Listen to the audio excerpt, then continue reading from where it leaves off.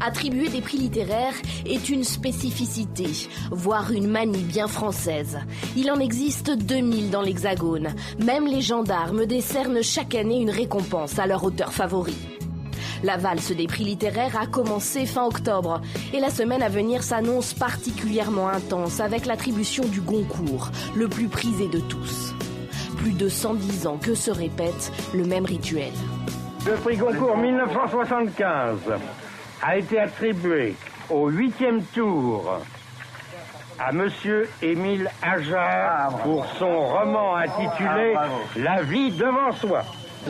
Et à chaque fois, la folie s'empare du restaurant chez Drouan, où se déroulent les délibérations.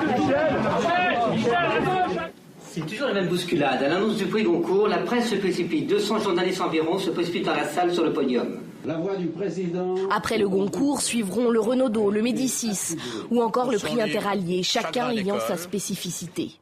Le jury du Fémina, par exemple, est exclusivement féminin. À Paris, la saison des prix littéraires vient de s'ouvrir. Les dames d'abord. Créé en 1904, ce prix se voulait une alternative au Goncourt, qui avait pris l'habitude de ne récompenser que des hommes. L'un des jurés du Goncourt avait alors déclaré qu'un cerveau d'homme valait 2 cerveaux de femme. Ces dames, écrivaines, continuent aujourd'hui de défendre passionnément leur goût de la littérature, prêtes à aller jusqu'à la démission pour imposer leur choix. Je trouve qu'il s'agit de censure et que la censure, elle est partout et que la censure, nous en sommes tous victimes. Je me retire, je ne donne même pas ma démission. Je leur ai dit au revoir mesdames, adieu et je vous laisse entre vous. Voilà.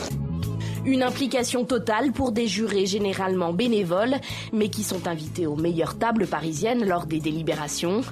Les auteurs, eux, ne présentent pas eux-mêmes leur candidature, leurs éditeurs s'en chargent et l'enjeu n'est pas financier. Le Goncourt, par exemple, est particulièrement mal doté. Ah oui, c'est le chèque, là. C'est le chèque de 10 €. Vous pouvez nous le montrer? On est ici. 10 €, c'est-à-dire rien du tout. Mais remporter ce prix tant convoité assure d'emblée un bond de notoriété au vainqueur et une montée en flèche des ventes de ses ouvrages. Sauf imprévu, le lauréat du Goncourt est assuré d'écouler au moins 300 000 exemplaires du livre primé. Des ventes qui explosent notamment 2 mois après la saison des prix littéraires pour Noël.